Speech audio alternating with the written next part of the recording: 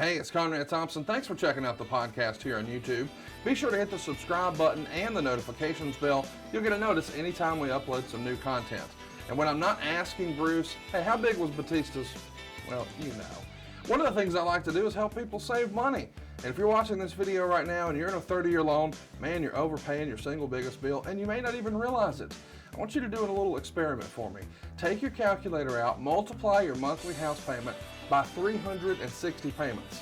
That's how many payments there are on a 30-year loan. That big scary number, that's your total of payments. You're looking at that number?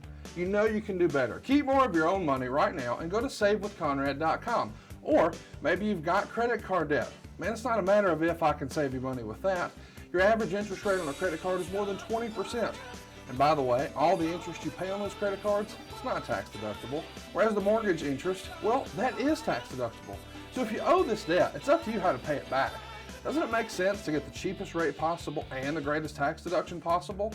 Find out how much money you can save right now for free at savewithconrad.com. You don't need perfect credit. Even scores in the 500s can be approved, and it's no cost out of pocket. But maybe best of all, we're licensed in more than 40 states. We can help more families than ever before. But how much can we save you? Find out right now for free with a quick quote from savewithconrad.com. What happened when? WHW Monday. And now, let's go to the ring. And here's your co-host. Hey, it's Conrad Thompson. Hey, it's Conrad Thompson, and you're listening to What Happened When? With the voice of your childhood, Noah Anthony Schiavone. How's it going, man? How are you? I'm all right, buddy. How you doing today? Terrible. How about you? I'm doing fine. You know why I'm doing fine? Because you're wearing keeps and you've got Blue Chew in your system, and who could forget all about Retromania Wrestling? I don't know. Why are you doing great? Because, and this is really going to hit you in the feels. Oh, there you go. I love it when you hit me in the feels, and Okay, because it warms your cold, chilly heart. Exactly, it does. Finally, and this is really going to hit you hard. I'm sorry. After what you and I have talked about All the hard work you've been doing around your house. No, but I've got my InvisiShield for my Apple Watch came in. Tony, where's Bromwell? Hey, somebody get Bromwell. I'm fucking out. I don't want to do this week. I'm going to hand him off like I hand off Jim Ross when he gets extra ornery. Easy. It really did. After 3 shipments, it finally came here. 2 of them got lost. I wish your whole watch would have gotten lost. Why do you have that? I love it. I don't know what's more embarrassing, that CZ, the Just for Men, Bing. the Tommy Bahama, or the Skechers shoes, or maybe worst of all, a damn Apple Watch. These are not Skechers shoes I wear. These are Tommy Bahama shoes. Well, I've seen you rock more than your fair share of taupe Skechers. Taupe. I feel like you just walk into Skechers. Do you have anything in a taupe? Because I'd like everything you have in the 6.5 extra wide. You confused me with Dave Silva's foot. Legitimately. Okay, now Dave Silva does walk around on Legos. I mean, they are as wide as they are long. What size shoe do you wear? 5.5? No, 10.5. 10.5, my ass. 10.5 up your ass. Absolutely. There's no chance you wear there's no chance. Okay. That's like what Cassia wears. That's a grown man foot. Yeah. Well, I am a grown man. No, you're always telling us, In the midsection. We. You're always talking about we. Look, there goes Tony. That ain't 10.5. Yeah, 10.5. I am a grown man. As a matter of fact, in the midsection, I'm overgrown. Yeah, aren't we all? So what are we talking about today? Probably wrestling from 1986, you some bitch. Don't some bitch me, you some bitch. Okay, sorry. I was just trying to be entertaining and whatnot. Okay. Hey, you know what? I don't know what, but I know who, and he's a hell of a guy. Okay, so I really have been enjoying the 80s. So much that I'm really, really missing the 80s in my life. it's fun to go back and watch this stuff, but it's also very, I don't know. It makes me yearn. It makes my heart feel empty at times because Your heart feels empty at times because of I miss it so much. the 80s music, the 80s wrestling, the 80s All that. television. Yeah, the 80s television, the 80s music, the 80s wrestling, my kids being very young and a house full of kids, Lois and I struggling like we were, and we really were struggling back at that time because I was still on a baseball salary, and I would get additional money for doing these shows, and to get additional money for doing ring announcing, and the money wasn't that good. I got $150 per show. That's all I got. And I would go out and do the ring announcing. I get $100. So when they wanted me to go out, and I've talked about this many times, when they wanted me to go out and be a ring announcer, I would gladly do it for a number of reasons, because I liked hanging out with the guys and because I really needed the money. I've told the story many times that when that one time I went to this is when I first started. I did this Ric Flair interview, and I was starting to do some things on TV. So I wanted to go to the Charlotte Coliseum to see a match on a Sunday night. Lois said, "Go ahead and go." And Lois was pregnant with Laurie, and Matt was little. So I went. They needed a ring announcer that night. David looked up in the crowd, found me, and I came down there and did the ring announcing, my first ring announcing gig. They gave me a $100 bill, and I brought that home, and I showed it to Lois, and we were so excited about a $100 bill. And I knew then that, man, this could lead into something pretty good, because, basically I was making, with the baseball team, I was making $15,000 a year, I think. Ooh, you weren't spending all that in one place now, were you? No, I was not. Good. So, and I continued to make that through my years of Jim Crockett promotion. They never did up my salary. They just kept they didn't. They just kept giving me, I had a base salary of $15,000, but they just kept, TV. Every time I go out and do TV, I'd get $150. So I'm with you. I really wanted you to say, yeah, this was a great time in 1986. It was some great wrestling, but woo, it was tight at home with 17 years. Well, what I'm saying is, we started a garden.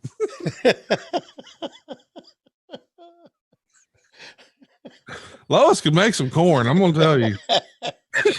She's like the Bubba Gump of corn. We used to recycle them. We used to recycle them Pampers. And the corn. You can't properly digest corn. Picking them out for the smaller kids. Some people had hand-me-down clothes. Our kids had hand-me-down lunch.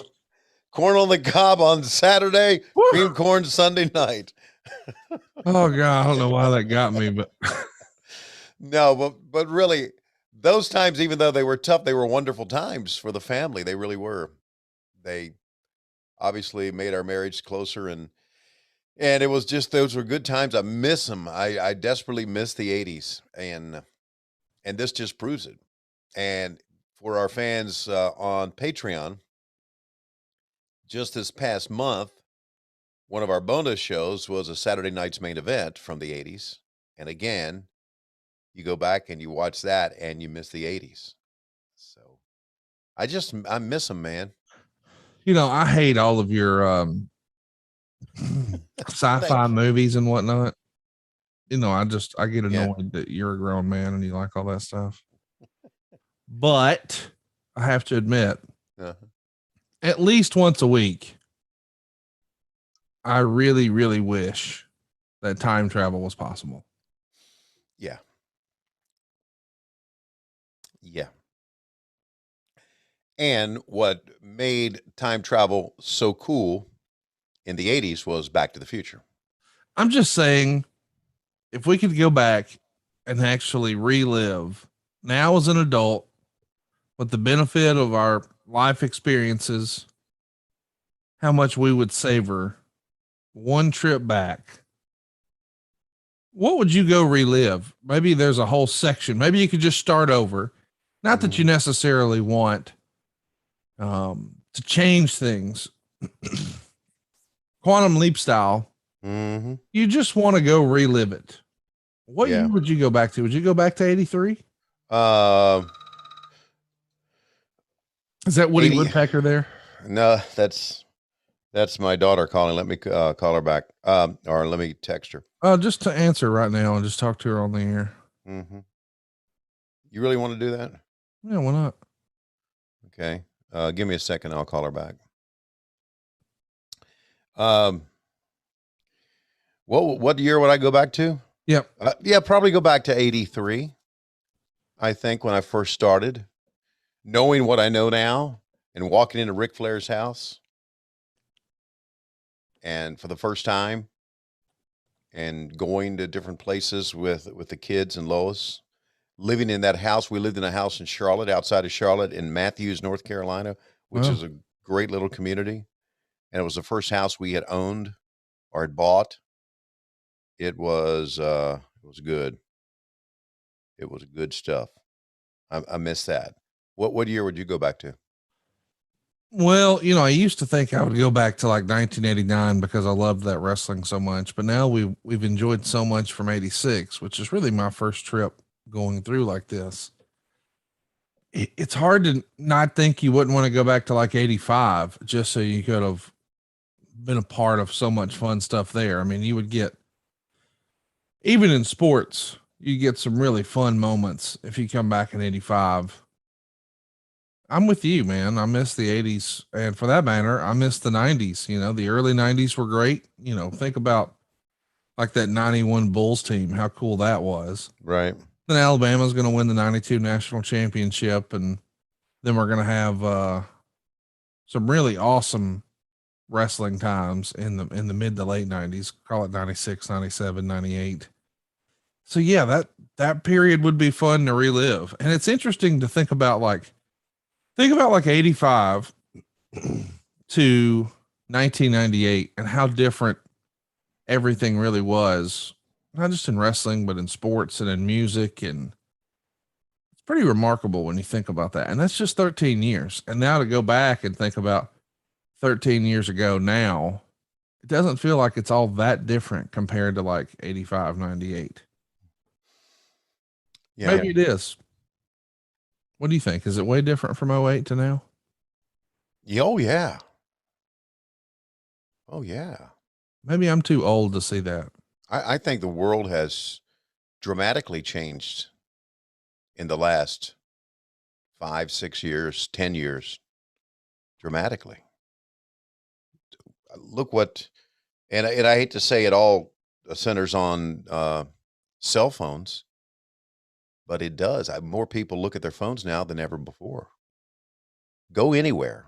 Sit in the airport and see how many people are on their phones. Hell, go back into a wrestling dressing room. Right. See how many people just stare at their phones. I don't think 10 years ago, 15 years ago, people were doing that. We had phones, but not to where we're staring at them right now. And so, yeah, the world has changed. The music has changed. Gene Simmons said rock and roll was dead.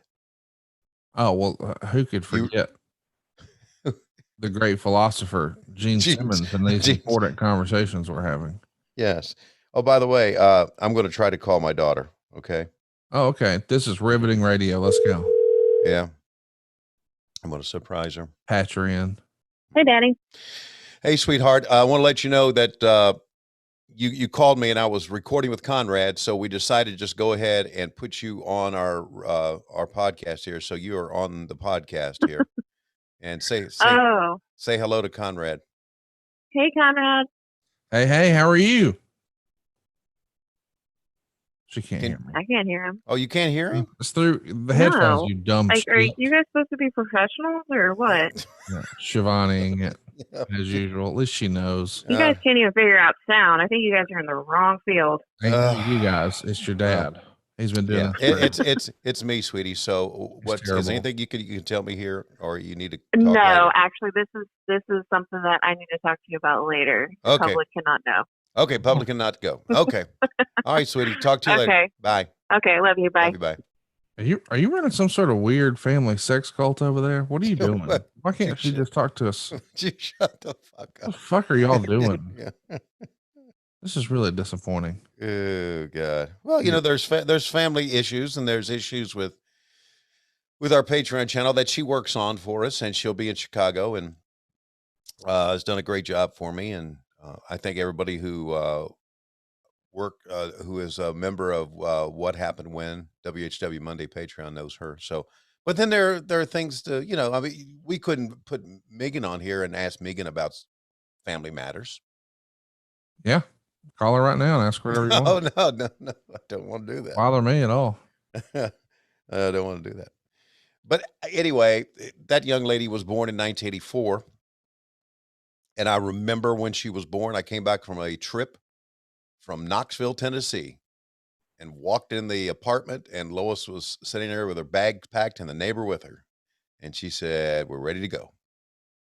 Remember those days. Remember every day the kid was born. And that was the 80s. And we lived in an apartment. We lived in an apartment in Charlotte because it was tough being able to afford rent. So we did a trade for season tickets, a fence sign, and a full page ad in our program with the rental company for me living there for 1 year. Isn't radio trade the best? Yeah, it was. And again, it just shows you what type of people the Crockett's were, how nice they were to me. They were willing to do that. Weren't willing to pay me any more money, but they were willing to trade that shit out to give me a place to live. Why didn't you bring any of that up this past weekend when we were in Chicago? Maybe I did. What does that mean? I don't know. Let me time travel back to Chicago, okay? And bring it up. Do it all over again. Do it all over again. I'll just time travel. I'm going to time travel now, go back to Chicago. Are you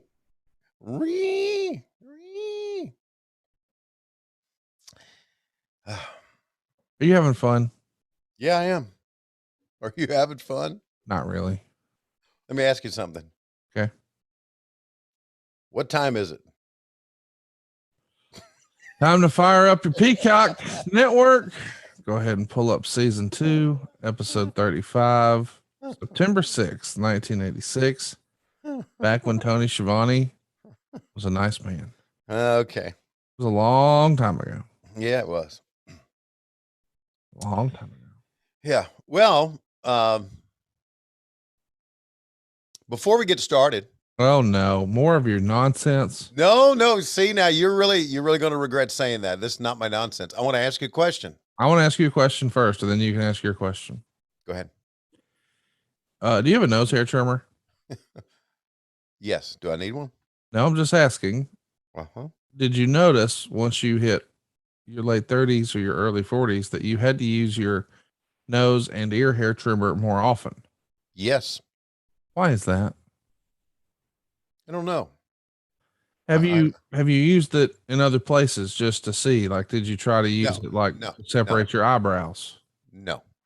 Did you ever try to see if the nose hair trimmer would work around the base of your shaft? You always go there, don't you? Well, I did yesterday. It works. Just wanted you to know. Really? Yeah. I was getting the nose hair out and getting the ear hair out. And I don't think it works as well, the ear hair gimmick, as it maybe could, because I think if you go in there with some tweezers, you can bloop. And that seems to be more successful for me. Mm-hmm. But I thought, boy, this would really make Megan laugh if all of a sudden I played up a whole gimmick here about using this nose hair trimmer to just, do a little landscaping.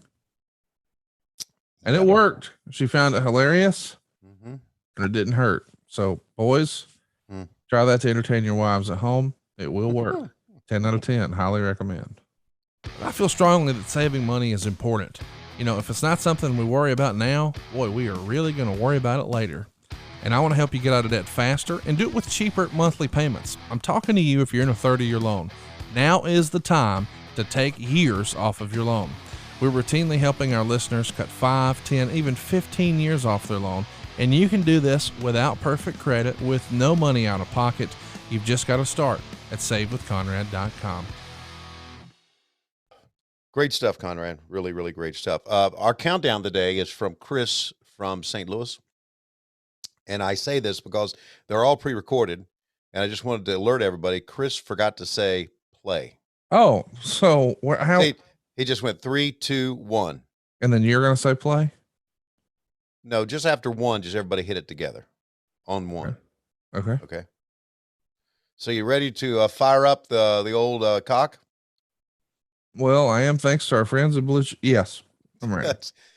Season 2, episode 35.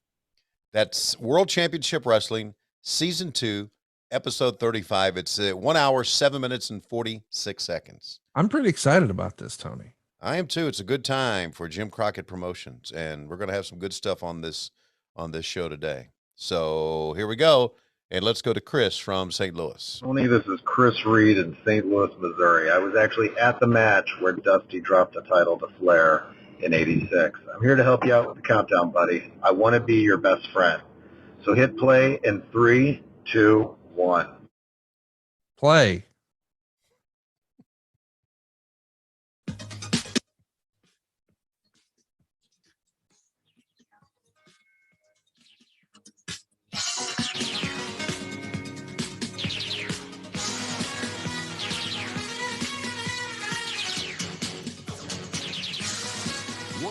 Championship Wrestling, bringing you great wrestling action, sanctioned by the NWA, National Wrestling Alliance. Welcome to World Championship Wrestling. David Crockett, Tony Schiavone. Tony, listen, the United States Tag Team Tournament, it's going to be right here in Atlanta. At the Omni, the tournament for the United States Tag Team Championship was announced last week, and many of the teams that you will see competing in that tournament going after that United States Tag Team Championship will be here as teams today on this program. That's right. The best wrestling teams in the world you'll see right here in World Championship Wrestling. That's exactly right. And let's bring in right now our guest host once again for this program. Oh, shut up once in a while. The manager of the Midnight Express, Jim Cornette. And you know something, when you talk about a U.S. Tag Team title tournament, when you talk about any kind of tag team wrestling, you're talking about my men, the Midnight Express, Tony and David. And I'll tell you one thing, the Omni U.S. Tag Team title belts, they're as good as ours. They're as good as the Midnight Expresses. They're going to be around our waist just like rock and roll. Those World Tag Team titles are going to be back around our waist. And the U.S. Tag Team title would be the perfect stepping stone to corner those two cowards, the rock and roll, into giving us another match for our belts. And when we do, we'll have everything. The Midnight Express, Loverboy Dennis and Beautiful Bobby will dominate tag team wrestling. We'll be the greatest that there's ever been, and everybody will know it, and there'll be no disputing it, Tony Schiavone. We will have the proof when we have all the belts around our waist. All the great stars of the NWA are here today, including one of the teams going in that tournament, Buddy Landel and superstar Bill Dundee. Let's go to the ring. Oh, I'm so excited that we're starting with Buddy and Bill. Buddy and Bill, baby. Isn't it true that you wanted to? No. Okay. Yeah, it's not. Bill Dundee was like this was on purpose. I know a mini Elvis, wasn't he?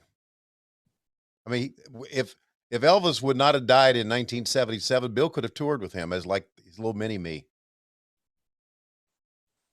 Yes, Tony, you're exactly right. Thank you very much. How observant of you, Tony. I loved it. It is kind of funny when you think about it too, that he's doing this look around the same time that the Honky Tonk Man is starting to do his deal. You know what? That's a good point. And the question I put to you is, because you know everything, did Bill Dundee and the Honky Tonk Man have heat? Well, you know, Wayne Ferris came through Memphis, of course. He's Jerry Lawler's cousin.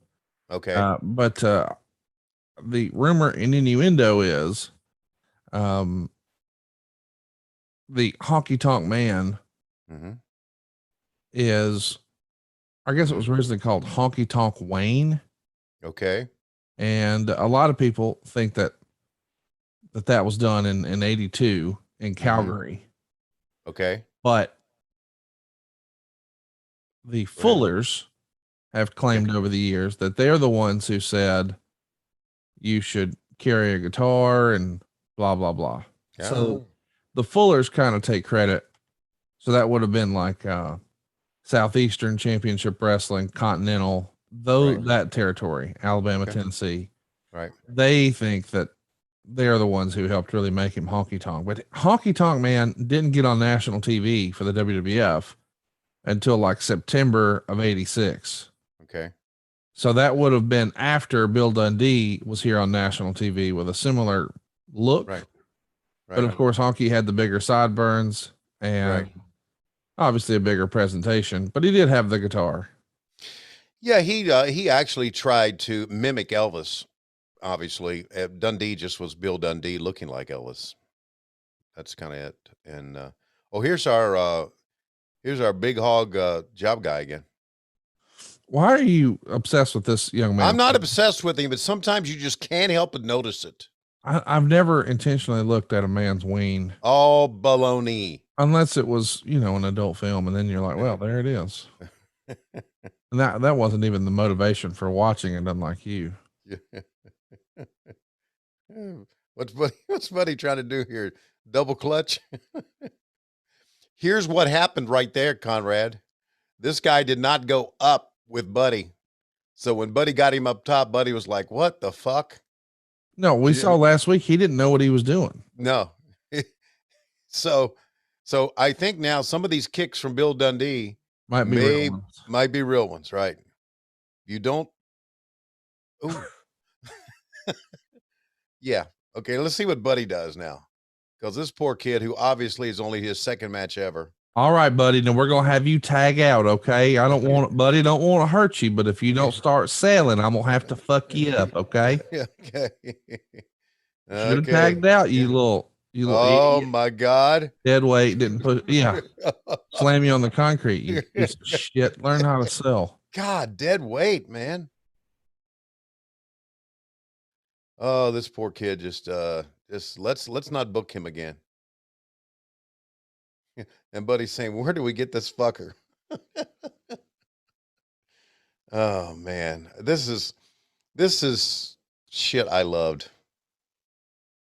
Oh, I hate to say this, but I loved when the guys took liberties with greenhorn wet behind the ear dudes. Yeah, who basically, bless his heart, the kid didn't know what he was doing at all. Oh my God, did you? What we're seeing right now is the equivalent in the adult film industry of the little black leather love seat. Oh, you're new to this, eh? Just have a seat over there. Hold still. I'll be done in a minute. Rocky wants to tag there saying, nope. He has not posted off that leg. He did once last week, and it's like he hadn't learned anything. There's that big $1 million elbow. Here we go. When he sets up that figure 4 like that, it reminds me of when Megan and I first started dating.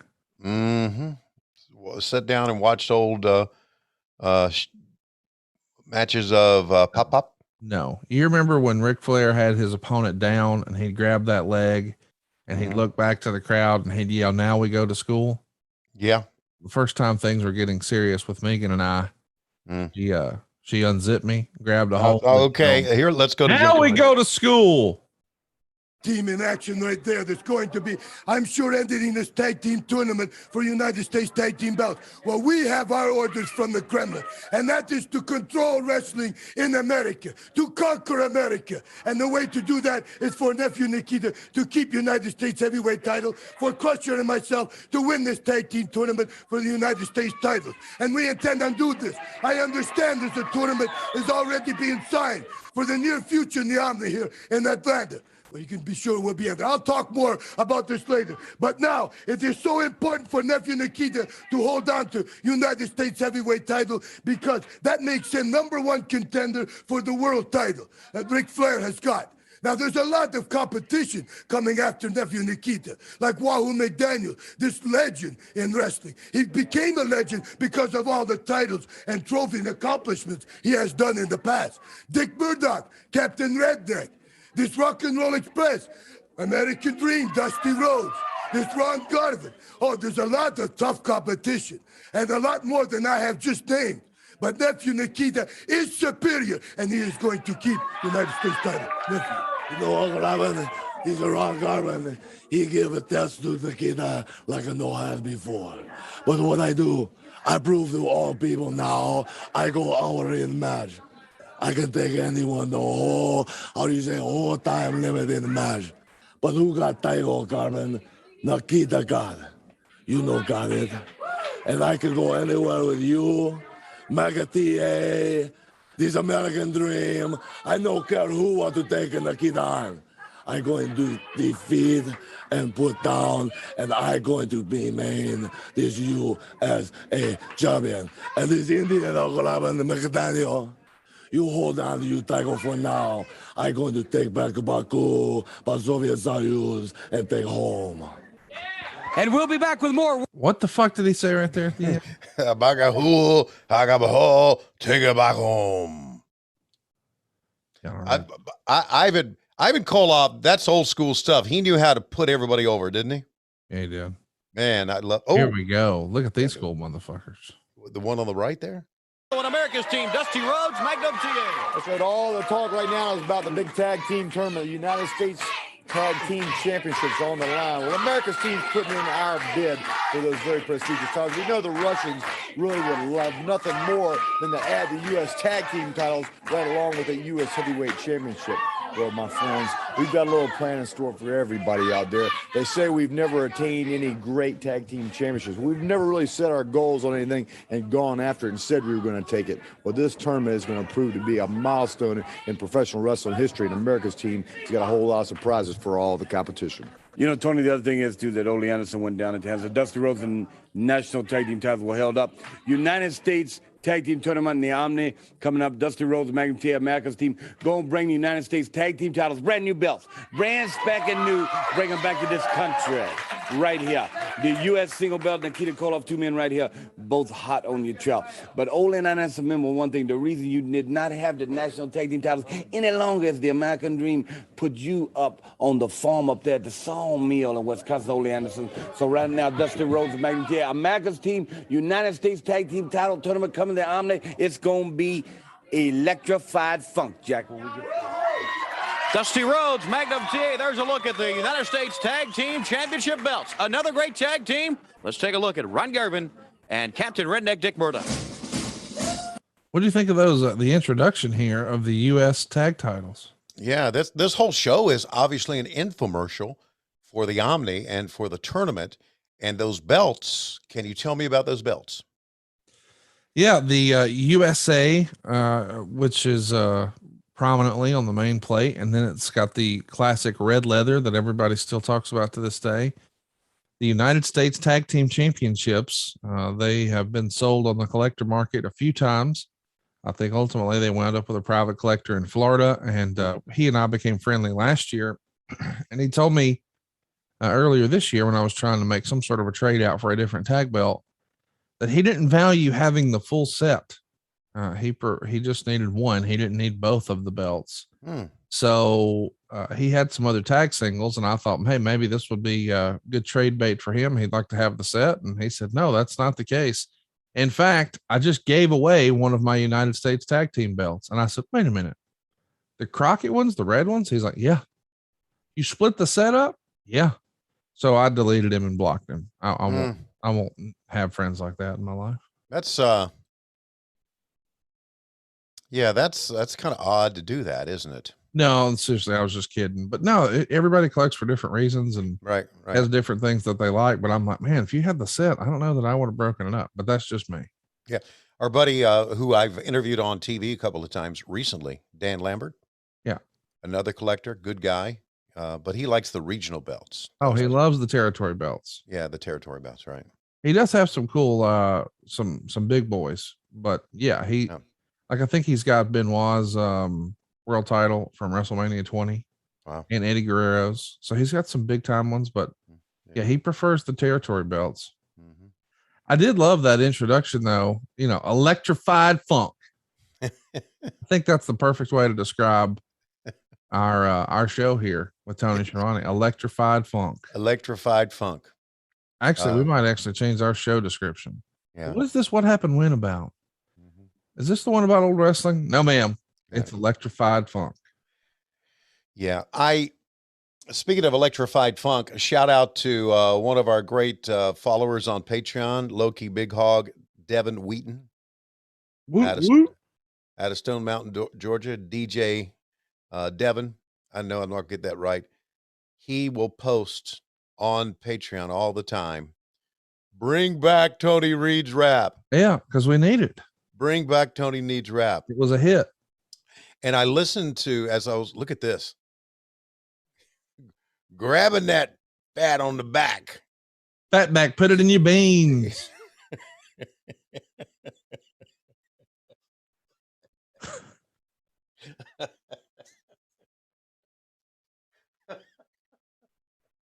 Why did that get you?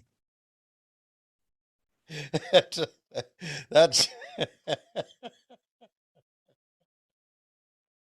I don't know. You all right? Man down. Yeah, fat back. Man down. Fat back. Put it in your beans. We got some country motherfuckers listening to that who get the reference. Yes, I know. That just slid out there, man. I'm done. Take over. Can I just tell you, I didn't just make that up. I actually used to do that. My grandmother, you know, she used to cook all that country shit. Yeah. And anyway, you could pinch a little roll on grandma. Mm-hmm. And she said, "Oh, don't touch my fat back." And I said, "Oh, I'm going to put it in your beans." And she thought it was the funniest thing ever. She was right. But this is the first time I got to yell it on a podcast. Oh. But you just didn't say put it in your beans. You went, put it in your beans. Fat back, put it in your beans. That's the way I've said it since I was a kid. That's a regular saying around the Thompson household around the holidays. I'll get mom a little pinch, and she'll even say it now. I got them all trained. Pavlovian. Needless to say, when I'm finished here, you're gonna go pinch Lois. Yes, I am. Say it the same way. Fat back, put it in your beans. And then I'll laugh uncontrollably again. You're probably going to have to run a little after that. I have to guess. I would think so. Oh, well, there you go. Captain Redneck and Ron Garvin, the Canadian and the Klansman, pick up the win over the 9th member of Leonard Skinner here. Took that backdrop on his hips. Gonna stand right up. And then an old knuckle sandwich. Mm-hmm. Wham! He sold the hell out of that punch, though, didn't he? Yeah, he did, man. So you're going to commercials. You know what that means. Listen to this music.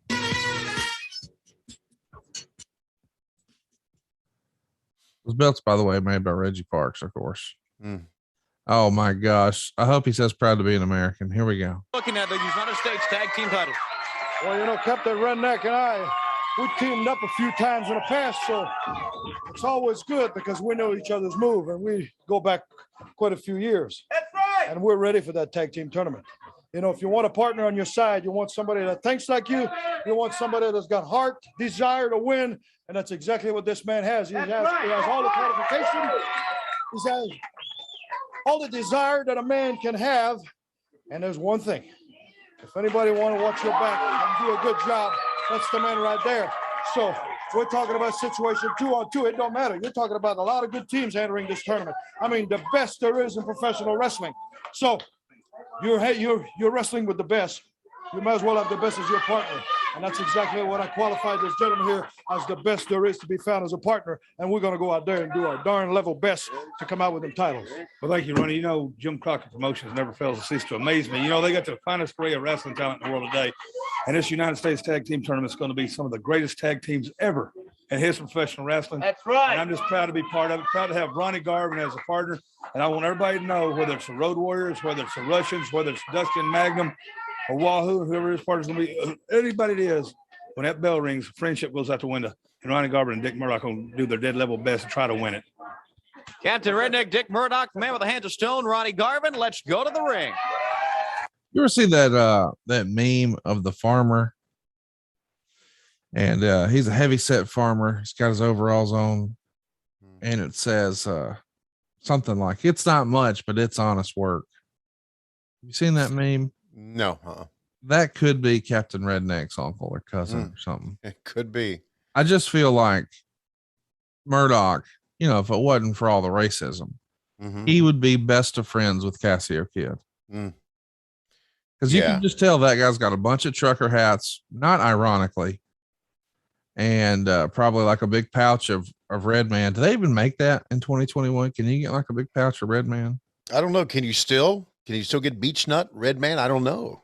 I know I'd love to spit some beach nut in that dude's eye.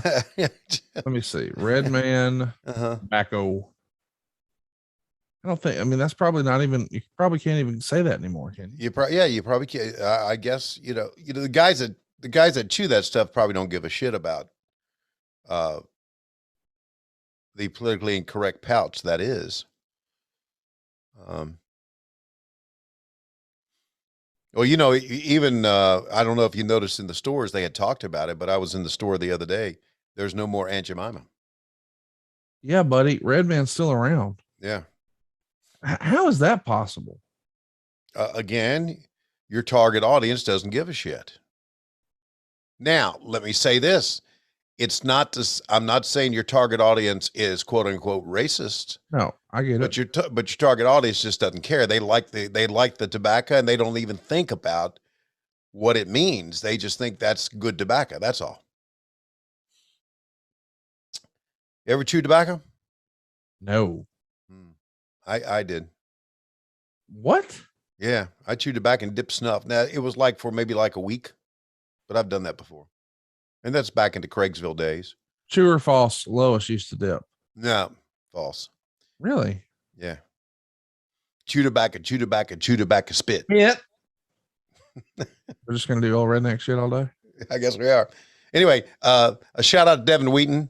I'm not doing Tony Reed's rap anymore. However, I was on the way to the airport in Houston, I believe, recently, and the driver had rap on. Oh, really? Yeah. And he looked at me, he said, "You okay with this music?" It was really a cool kid.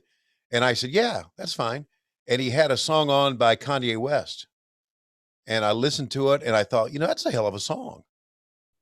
And he didn't say anything stupid, you know, like hoes or, you know, talking down to women. But it was a good song. And wait, hang on. So you take issue with rap music talking poorly about women? Yeah. Well, then why did you used to do cameos going, "Lick that pussy, lick that"? I mean, why? Yeah. Okay. Because whoever allowed that to air, to get out there. You mean the person who recorded it? You?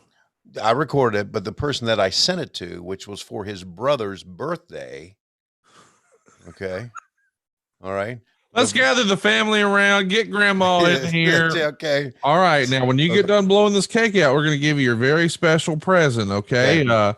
Old Pop's in the other room. He's going to fire it up and cast it from his phone onto the big screen. So Meemaw, you sit tight. We think you're going to love this. Here we go. Happy birthday. Okay, now, ladies and gentlemen, the big surprise. You know how you used to like that wrestling shit? You remember like the Four Horsemen, and you remember Sting? Remember the time he wrestled Ric Flair? What's them guys that had the spikes on the shoulder pads? Well, they're dead. But the guy who did the talking on that show, nope, not Jim Ross. No, he would never whore himself out like that. The other guy. Nope, not David Crockett. He's independently wealthy. Yep. Yes. Tony Schiavone. Yeah, that's right. The guy who left the business shamefully because he ridiculed Mick Foley. Anyway, I don't want to take away from your special moment. Here we go. Hit it, Paul Pop. Lick that wizard. Lick that wizard. Lick that wizard. Lick that wizard. Heavens, no. I don't even want to eat my cake. Get my walker. I'm going to take my fat back and put it in the beans. I'm out of here. You're ruining lives left and right with no regard because you're like Anchor Man. I'll say anything you write down here for $100. No problem. You know what the funny thing about that is? Accurate. It could have really happened. Yeah. You just said it was for a guy's birthday. So anyway, if I can finish the thought, whoever thought that was cool to take what was a private message from Cameo and put that online, I hope dies a miserable fucking death if he hasn't already. Wow, that's hurtful. He gave you money. Yeah, good. And I don't know who he is. I'd like to find out who he is. I'll give it back to him. You can simply just look through your request for Cameo. No, I can't because I as soon as that hit the market, so to speak, as soon as I hit the social media, I deleted Cameo. Deleted it. I've never done a Cameo since then. That person got me off Cameo. Never do it. So, and I've had the Cameo people get in touch with me. I've met the guy who's in charge of Cameo, and I told him the story. Sorry, not going back on. So there you go. Anyway, there's so many Cameo out there that, you know, I've had a couple given to me. Thanks to our buddy Mark Nelson out in California. He had Reggie Jackson do one for me, which was so fucking cool. And he and a bunch of low-key big hogs were together and paid that. He had Chip Carey do one for me. So it can be cool, but it ain't coming from me. There you go. Hey, so what about this Rock and Roll Express? Man, they're going to win. It's going to be a double team, probably a drop kick that gets it done. Mm-hmm. I've never seen a double team where they just throw the guy into the turnbuckle. No, I haven't either. I think they got dead weight here again. What do you think these guys made per match? Not Rock and Roll, but the enhancement talent. Oh, probably $50. I would think. Maybe if that much. Man, this guy did not know what he was doing. No, he didn't. No, the kid was just dead weight. Again, who would we talk to? I guess we could get in touch with JJ and ask him where they found these guys. Ask old David Crockett. Yeah, we could. I should have done it. There's a sign out there that no one can see, but it's ahead of its time. See that sign right there? I do. I like when people put up signs that go to kissmyass.com. Whoa. That's a pretty damn good double drop kick. Got her done. Mm-hmm.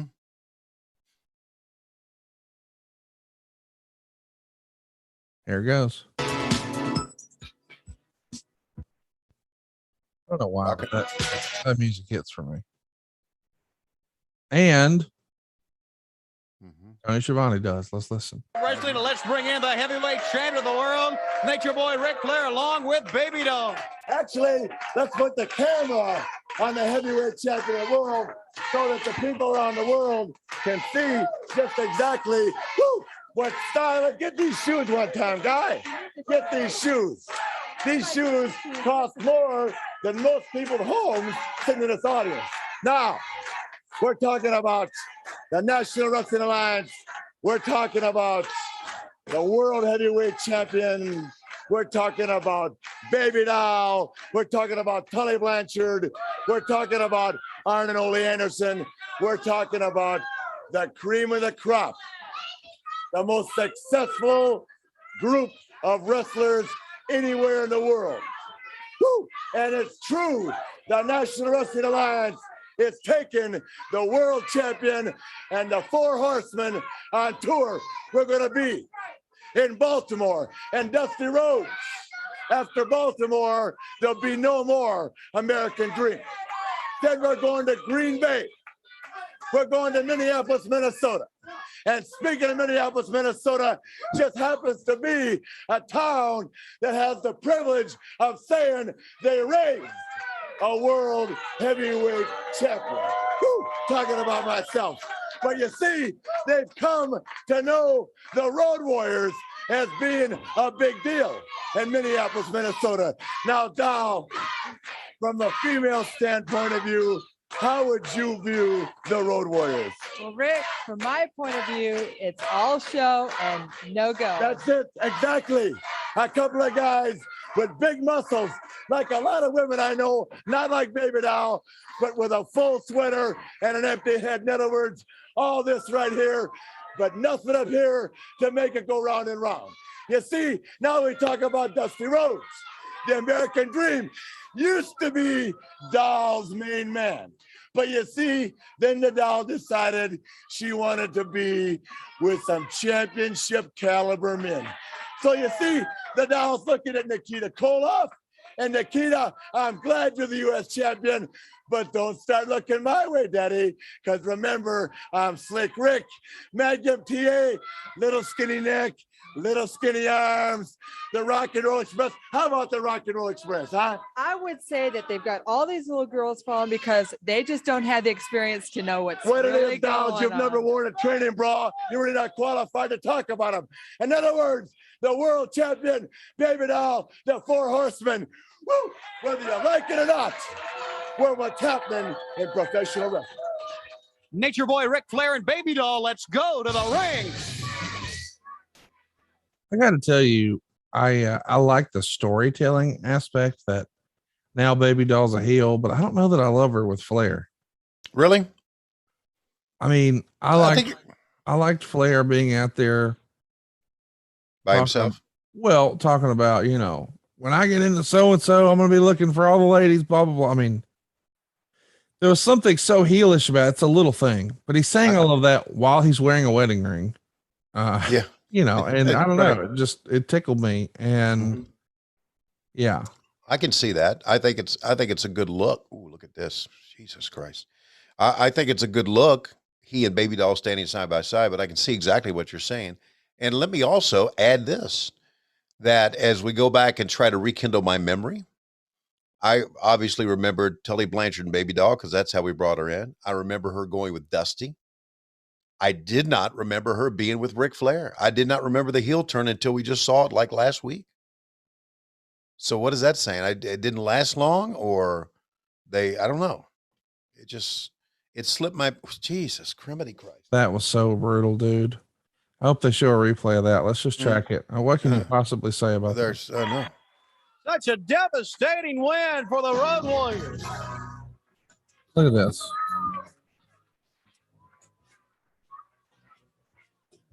Here they are, the Legion of Doom. What is shit working about that? Come on, Jimmy Cornette. When you see somebody, don't say hello, say boo. Number 2, the U.S. Tag Team titles are on the line. The Legion of Doom won the Jim Crockett Senior Memorial Cup. The U.S. Tag Team titles are just as prestigious, and we'd like a shot at those titles somewhere down the line. Come on, man. That's right, Tony Schiavone. We won $1 million at a Jim Crockett Senior Memorial Cup. And if we decide to, we would like nothing better than to be U.S. Tag Team champions. And we'll take it if we want to do it. Now, Green Bay, Wisconsin, and Minneapolis, Minnesota, Met Sports Center, get ready, because the Warriors are going to kick some butt, right, brother? You know, the nicest thing about being Animal or Hawk is you can do whatever you want to do. If you want to go down to the Atlanta Zoo and knock out Willie B. the gorilla, you can do it. If you want to go to the Atlanta Zoo and knock out an elephant or Baby Doll, you can do it. You see, we do what we want, and the people know it because you can't fool them. They say the Road Warriors said they're going to do this, and they did it. Now everybody's on our list. Everybody. That includes the 4 horsemen, That includes the Midnight Express or anybody else who's dumb enough to get in the ring with us. Because you gotta be plenty dumb to get in the ring with us. That's right. There's a lot of teams that have an appointment with destiny. And gentlemen, your destiny lies in defeat. Fans, don't go away. We're coming right back.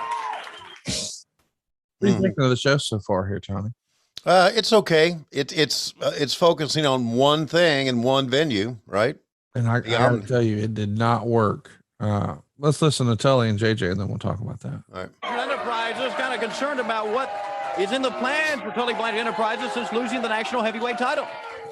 Well, as I've said earlier on national television, when we walk through the airports, no matter where we go, when I go to the bank, when I go to the stock market, when Mr. Blanchard goes to the tanning salon, when he goes to the gym to work out, they don't say there's the former national heavyweight champion. They don't even discuss the national championship. It's not important at this time. What they do say is that there's the man that crippled the American dream, Dusty Rhodes. Now, I've known the American dream for a long time. This is not a new relationship.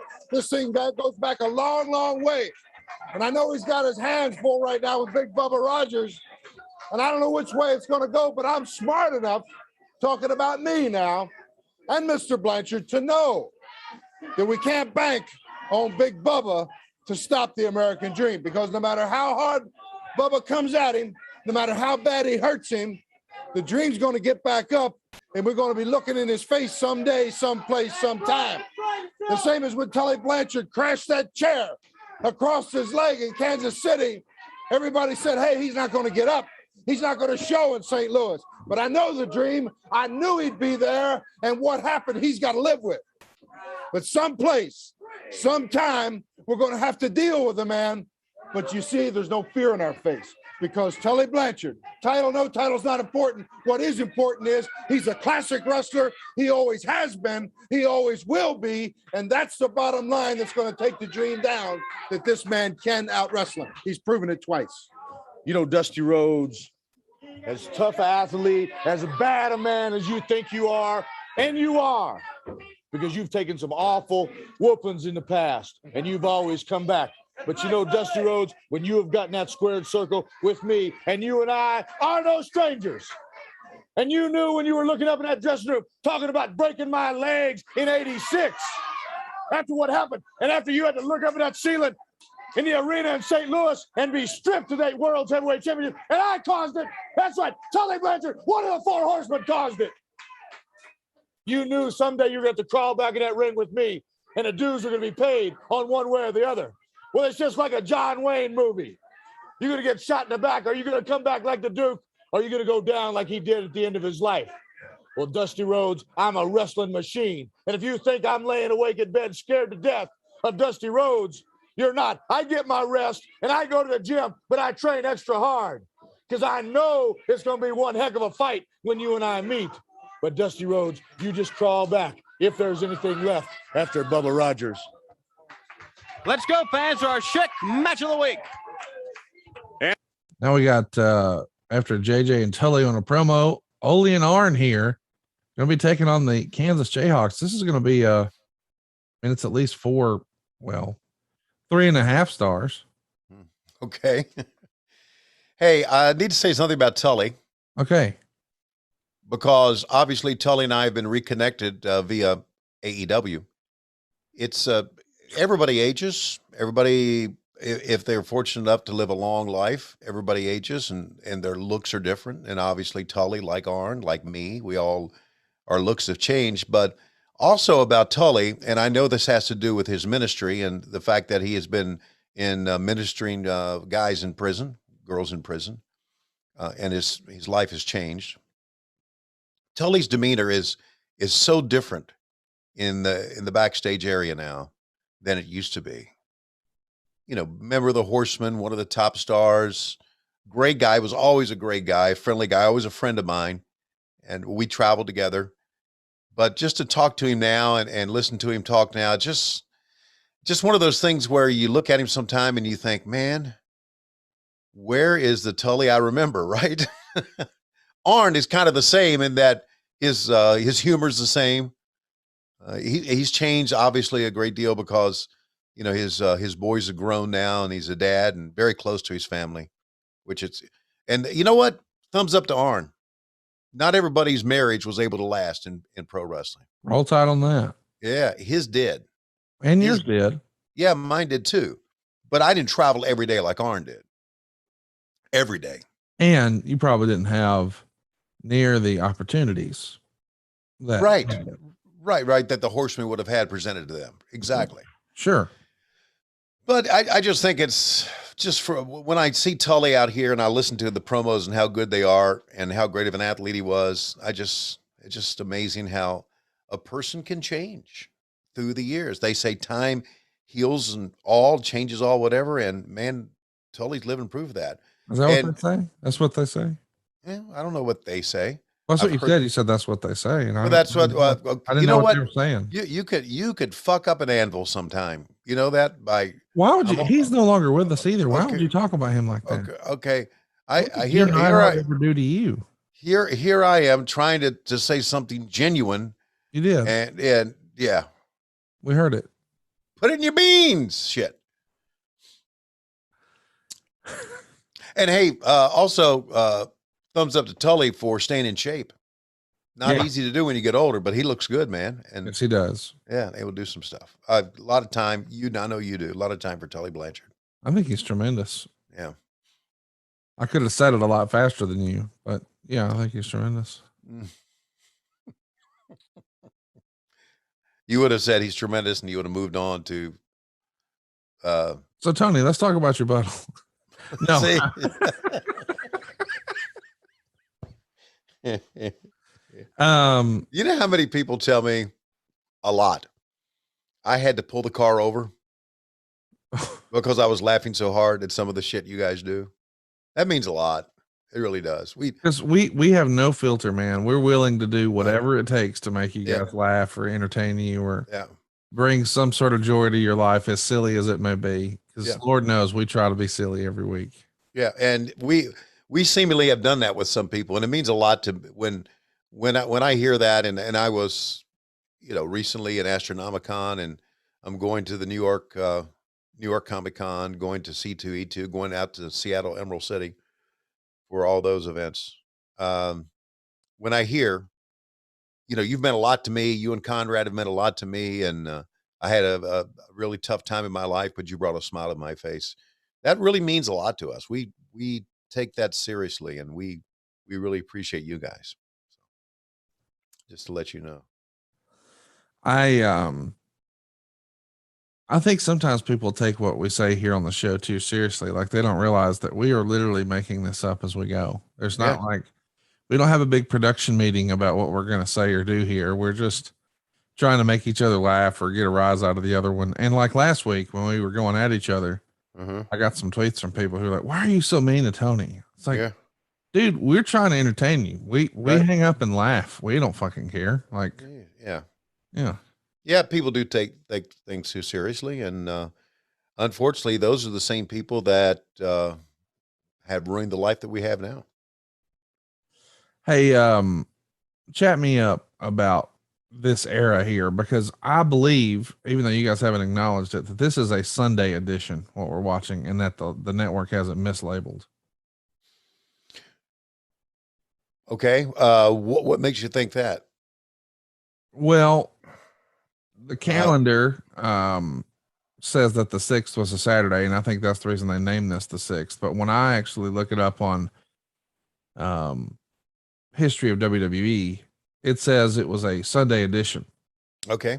So, on the 7th. And did they run the Omni that night? No, when they're talking about the Omni, that's the end of the month. That's on the 20th. Okay. So we'll just skip forward to that. All right. We are, in 3 weeks, we're going to talk about that show, but it's September 28th, 1986.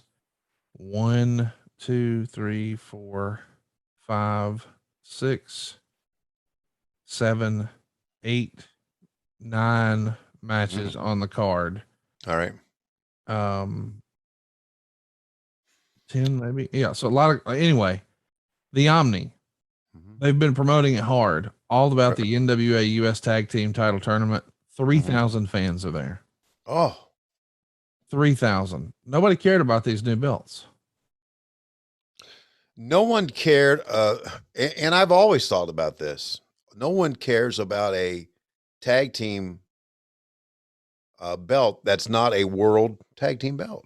Well, here's the roster too. Ivan Koloff, Crusher Khrushchev, Tim Horner, Nelson Royal, Tully Blanchard, Jimmy Garvin, Jimmy Valiant, Manny Fernandez, right? Dick Murdoch, Ron Garvin, Bobby Eaton, Dennis Condrey, Dusty and Magnum, Baron and Shaska, Dutch and Bobby, Dundee and Landel. Yeah. Not shitting, just saying. Mm-hmm. Yeah, it's a lot of stars, but it doesn't feel like big. Oh, we're gonna have Dusty and Magnum wrestle Baron and Shaska. Okay, but yeah, we know who's winning. Yeah, you know, that type of deal. Well, a couple of things about that. I go back to a couple of tournaments, the Jim Crockett Senior Memorial Cup, the first one, and I go back to Tony Schiavone being a fan in 1978.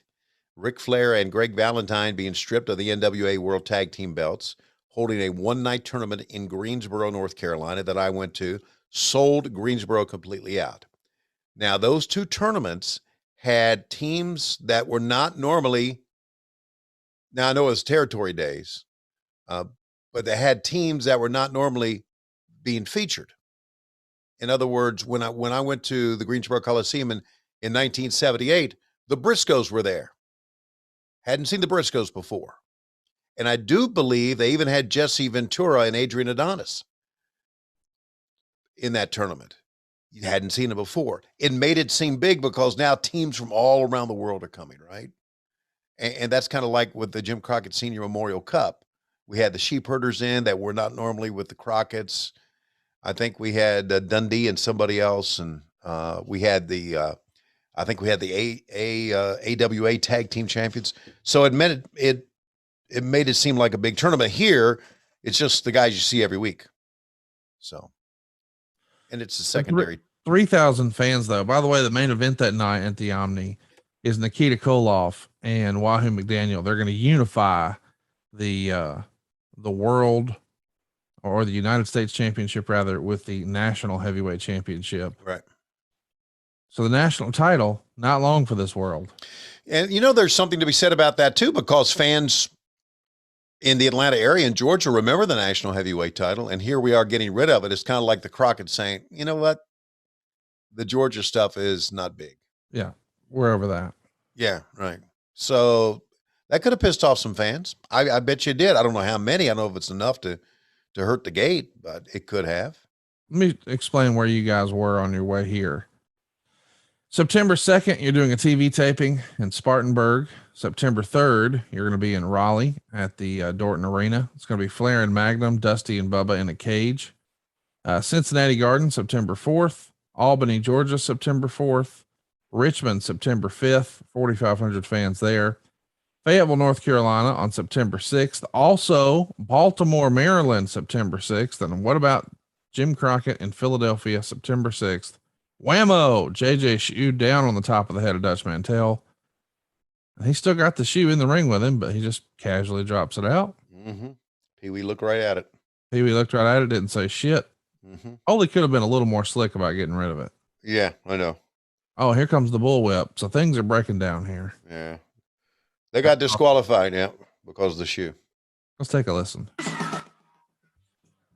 We need to hear the music for the replay. How about that, though? Fayetteville, North Carolina, Baltimore, Maryland, Philadelphia, Pennsylvania. 3 crews here.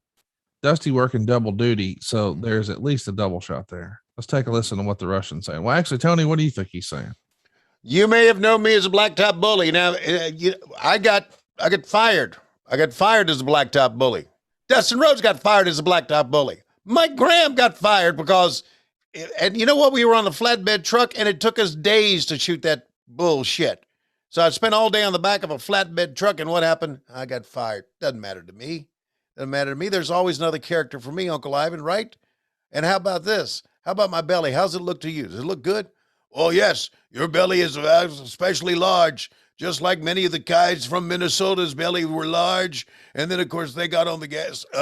Never mind. But I'm not from Minnesota. I'm from Canada. And the fact is, I never had to use substances to get ahead, with the exception of a substance I have to put on my forehead, as you can see, to do something about these rivets or these the craters that are in my head. No, I'm not Abdullah the Butcher.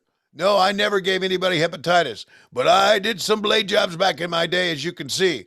And you know what? I bet you I can stick a quarter or two in this cranium of mine. Stop. And yes, even a quarter, even a nickel. Nickels are thicker than quarters. How about a $50? I can put that in there too. And I can walk around and be like, you could take me with you to the arcade and just put all your quarters in my head. And instead of reaching in your pocket, you could just reach on my head and the quarter will be there and you could put it in the game. Speaking of that, how about Retromania? No, we can't talk about sponsors here on Patreon, but I said it, and I got quarters in my head, and I am a walking quarter distributor. Yes, I'm sorry I said that. Are you going to have as many blade jobs as me? No, I'm not, but I'm going to be fat. Okay, good. Let's hug and go to the arcade. I'll have the quarters. I love that from now on, whenever we talk about Ivan Koloff, we're going to talk about him making change. Like, remember your janitor in school who had that little thing on his hip? Yeah, that's right. Knock out those quarters, nickels, and dimes. Oh my gosh, here he is. Wahoo McDaniel, your national champion. National title is not the #1 contender to the world title. It's the U.S. heavyweight title. In just a few minutes, Jim Crockett will be out here. Wow. Announcements from the NWA about the national title and the U.S. title, Wahoo. Well, you know, Tony, the thing that makes it really bad is the Russians don't set the precedent. They don't set the rules, and they don't say what belt is #1. The national belt has been the #1 belt for the #1 contendership to the world's title, and I can't see any reason now, Ben, that I have the belt that has to change. Why would the U.S. belt be rated above it? Well, that's exactly what the Russians say. We're going to take a look in just a few seconds at Nikita Koloff, the U.S. heavyweight champion in action. I want you to stay here with us and commentate with us. Well, I'd be glad to stay here and watch it. Okay, Chief Wahoo McDaniel, the national champion, here with us. Right now, the Russians are going to the ring. Let's go there with them. The U.S. champion, Nikita Koloff. So, yeah, how about that? We're fixing to have the announcement here for the unification. Yes, sir. And Uncle Ivan, Shatota, could I have a quarter? Later, my son. Later. Okay, I'll get off the apron. Pee-wee. Pee-wee's Big Adventure. Pee-wee's Playhouse. Pee-wee, Big Top Pee-wee. What do you think this hapless guy is thinking right now in the ring with Nikita? Okay, I'm going to turn around. I'm going to catch that foot, motherfucker, because I'm going to get a high spot in. Ha-ha! Ha-ha! You thought I was going to fucking sell. Should have done that. He hit me in the pecker, I think. Right in the head of the pecker. I didn't even oh, shit. They got that fucking Wahoo talking over my goddamn match. Look at that. They got him in a box. The box is over my face, and they can't even see me. See, I got some blows in, though. I always heard you fuckers from Minnesota were fucking stiff. You fucking bouncers from bars pick you up. Vern Gagne trained you. You up in Minnesota. You can't go outside. Oh, wait a minute. Who's this guy? Hey, dude, you got a quarter? You can stick it in your head. Oh, okay, well, man, the ridges he's got in his fucking forehead. Ooh, yeah, you know, and I know that the guy that just hit me will never have ridges in his forehead. Nope. Do you know why? Because Jesus doesn't like ridges in your forehead. Oh my God. What is wrong with you? You can't help yourself, can you? No. You try not to do this every week. But you just fall back into it. I do. Because listen, in real life, I'm really into my church, the Catholic Church here. And I just think it's, I don't know. I just don't take it. I believe it, but I just think you can joke about it. I don't know. But anyway, Jesus. Did I say Jesus? Yes, I meant. Oh, Christ, I shouldn't have said that either. Maybe I'll be like Lazarus and rise from the dead, man. Maybe not. Oh, God, he smells. And he doesn't have ridges on his forehead. Okay. All right. Here's another pretty stiff close. Well, that wasn't too bad. He caught him in the chest. It was nicer than the Road Warrior one. Oh, yeah. Which let's track it. Intimidating Wahoo McDaniel. Let's bring in Mr. Jim Crockett Jr., president of Jim Crockett Promotions. We talked about the Russians saying that the U.S. title was the #1 contender and Wahoo being the national champion. They have a point. As you know, the National Wrestling Alliance has decided to have a tournament sort of for the vacant national titles, except national and U.S. denotes the same area covered by the title. So that is U.S. Tag Team Championship here in Atlanta in the Omni.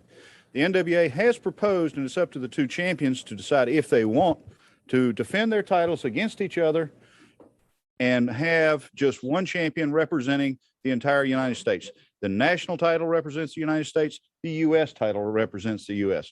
And we have the contracts. They are available, and it's going to be up to the two champions to decide if they want to defend their belts under these circumstances. They're not going to order that match. Okay, Wahoo, what about that?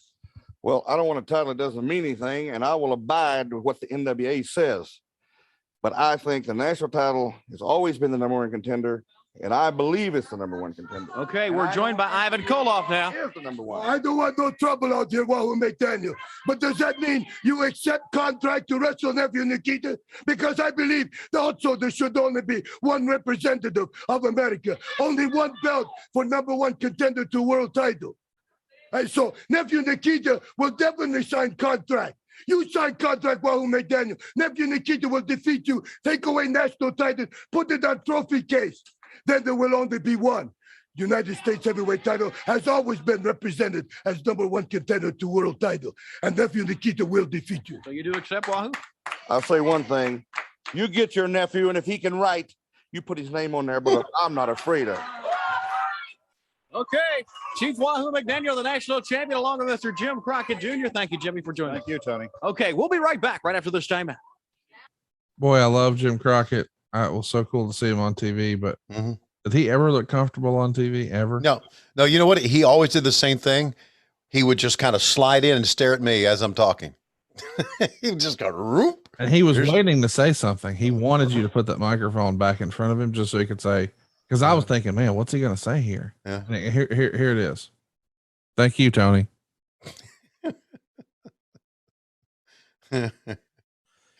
Yeah. I don't know why, but it feels like when he's out there, he's one of those guys who just never smiled in his photos. Now we know that's not true. Yeah. Wait a minute. Yeah. This gorgeous Jimmy teaming with Tully. Blanchard. I guess they're going to be a team, right? In the tournament. That would be the only reason. Just saying, I don't think we've seen this pairing before here. Yeah. I don't think ever. Yeah, Tully Blanchard and Jimmy Garvin are going to open up against Jimmy Valiant and Mandy Fernandez. I wonder who wins at the end of the month. You want to guess? Who becomes the national tag team champs? No. Who wins that match? Who wins? Oh, yeah, that match. I would think Tully and Jimmy Garvin. I can't believe you thought that Dusty was talking about her last week on the program. He was. How would you describe this fellow that Tully's wrestling here? I think this is Dave Hancock with hair. That's actually pretty good. But Hancock right now will be saying, "Oh, my back. Oh, my back." You know what we ought to do? We ought to make our entire staff, all the guys on the Ad Free Show staff, dress up in singlets. And for next year's big Patreon get together. And if you're going to work the show, and they love coming out working the show, you got to wear a singlet. Why would you want that? It says Ad Free Shows, so everybody knows. Oh, he's with our group. He's one of the leaders of our group. And it says Ad Free Shows, and on the back it's got their nickname. Oh no, I do like that. What if we didn't have them showing so much skin and we just got them like Letterman's jackets? Yeah, that'd be good. Oh, you know what? Like one of those old school satin jackets that they wore back here. Right. Like the obviously the Horseman wore, and we saw with the Midnight Express, and yeah, look at this guy stepping through.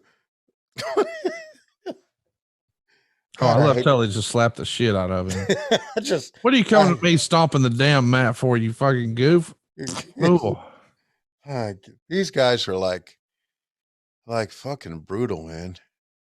Tully was so believable. Oh man, of course he was. The intensity was believable. Yes.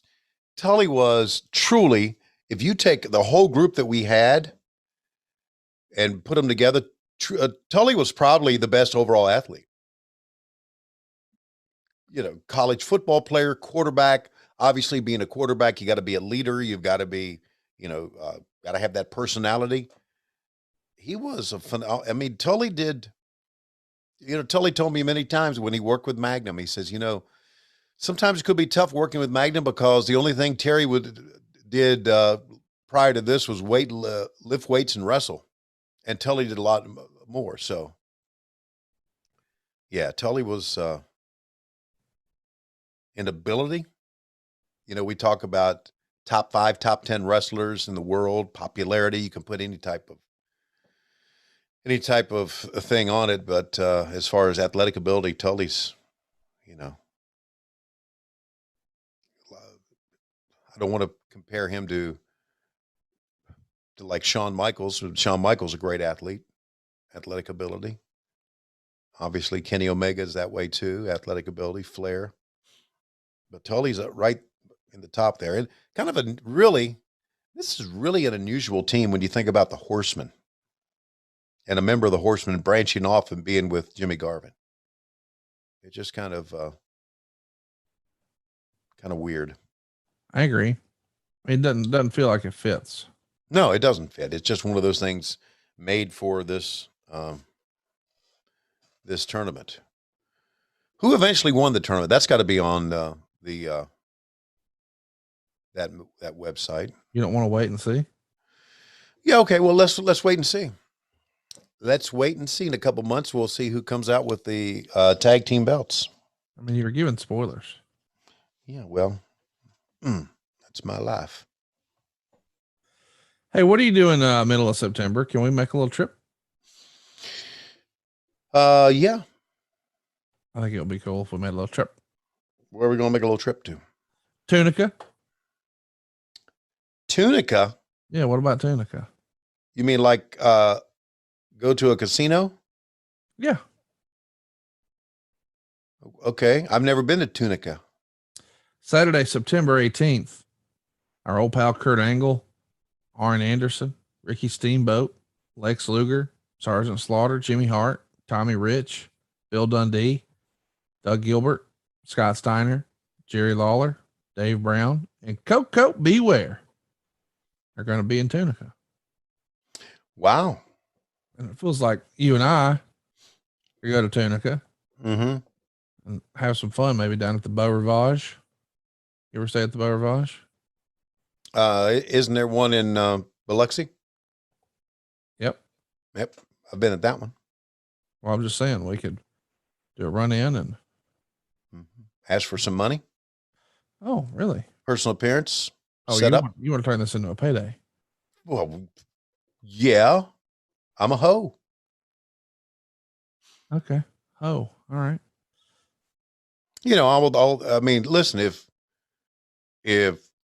I was trying to turn that into a bit where you believed that the Beau Rivage was in Tunica and you were gonna. Oh, okay. It's about 5 hours away.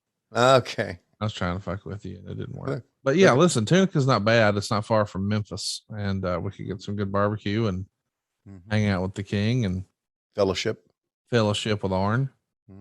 Is this like an event that's run by the king? Oh, I don't know. Yeah. He probably put it together, or the guy who put it together used his name. I don't really care about going to the wrestling stuff. I just wanted to see if I could convince you to drive to the Beau Rivage. No, you know what? I'd love to do that. Here's the only problem I have with that.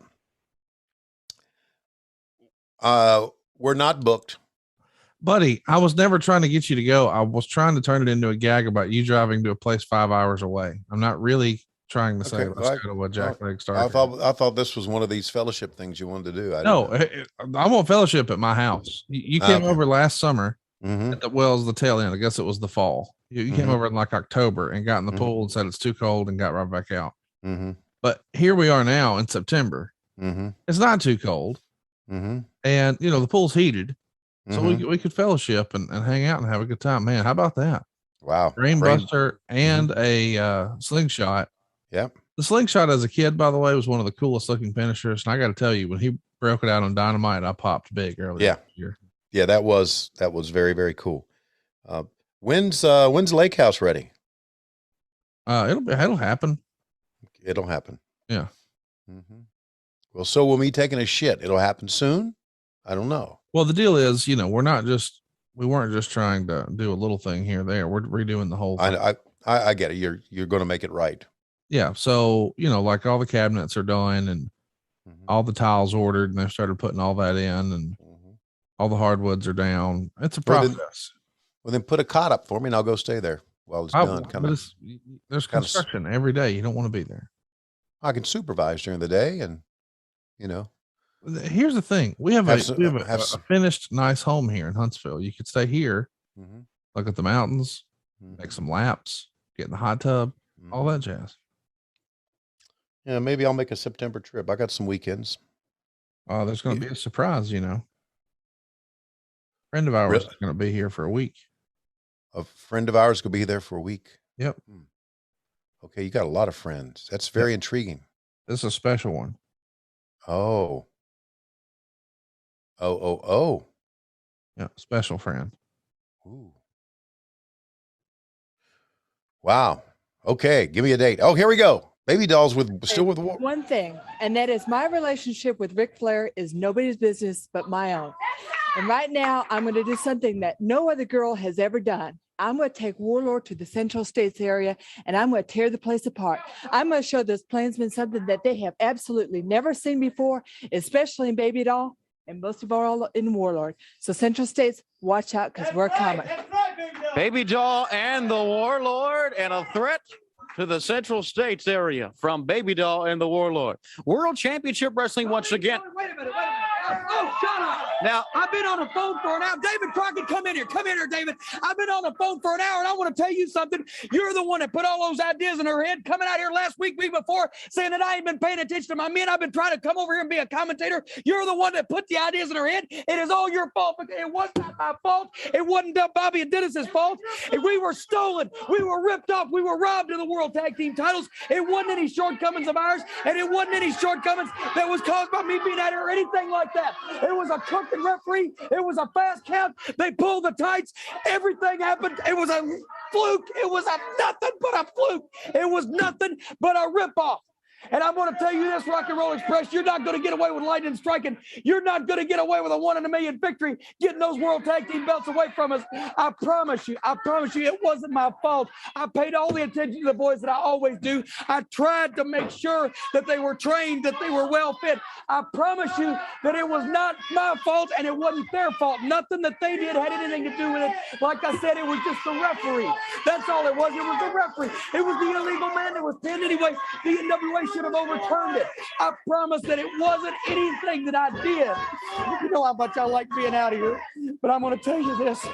I promise you, I've never lied to you before, and I know that I get upset when you're perturbed with me. We are going to get those World Tag Team titles back from the Rock and Roll Express. I promise you that. And remember, I've never lied to you from the time that I was this big. So you remember, we will get the World Tag Team titles back around Bobby and Dennis's waist. And it wasn't my fault. And David, it's all your fault is what it is. Jim Cornette. Fans, we'll see you right here next week on the very best in wrestling, World Championship Wrestling. See you at that time. Did he just look at you and say, David, it's your fault? David was standing off camera, had walked away. I didn't understand that. Were we taking him off the air? And that was the reason he was not going to be a commentator. Were Dennis and Bobby mad at him? And he was apologizing to Dennis and Bobby. I didn't understand that, but it was good. It was entertaining. He was apologizing to his mama. Oh, to his mama? Yeah, because he said since I was this big. Okay, got it. I've never lied to you since I was this big. All that. Okay, got it. Thank you. Whew. Thank you for clearing that up. Well, not a bad show, really. I'd really like seeing a really inept enhancement personnel get their ass beat. That's your favorite. Yeah, we had a Flair interview, a Dusty interview, and of course everything for the World Tag Team Championship. We are going to unite the national and the U.S. Tag Team Championship. Let my family save your family some cash. You don't need perfect credit. You don't need money out of your pocket, but we will save you money. It's not a matter if, it's a matter of how much. SaveWithConrad.com. And we're going to unify a couple belts. Not bad. You know, it's end of the summer. This is kind of a transition. And you talked about 3,000 fans at the Omni. I'm not so sure if you go from January to December and look at the calendar. Obviously, summertime has been very good for wrestling. The holidays are very good for wrestling. I kind of think that maybe after the holidays and after the summertime, that crowds are down. Back to school, maybe. Does that make sense? Yeah, I mean, you know, we've often heard that the summertime is a down period for wrestling anyway. But perhaps, you know, when school starts back, and we've talked about this before, I think you got a lot of new expenses if you're a mom and dad. Mm-hmm. You know, you got to pay for the kids' back to school clothes and a lot of stuff. Yeah. But Tony, right now, it feels like it's about that time. Coming to the ring, ladies and gentlemen, the tag team, and take a look at their brand new singlets. Dave Silva and I can't even say his name without throwing up in my mouth. Dave Hancock. Oh God. And would you take a look? They turned around and here comes their opponent. My God, it is Conrad Thompson along with his valet, Megan. She doesn't even want to be here, but she's here. Conrad grabs Dave in the back, got some fed back, put in your beans. We're desperately out of time. We'll see you next week. We come to you every Wednesday here on Cumulus Podcast. And on Monday, we are on Patron.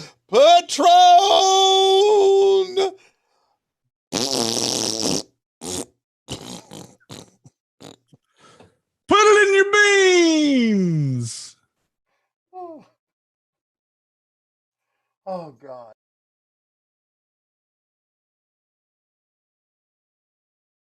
Hey, it's Conrad Thompson. Thanks for checking out the podcast here on YouTube. Be sure to hit the subscribe button and the notifications bell so you get a notice anytime we upload some new content. And go save yourself some money right now. If you're in a 30-year loan or you have credit card debt, it's not a matter of if I can save you money. It's a matter of how much. Find out right now for free at SaveWithConrad.com.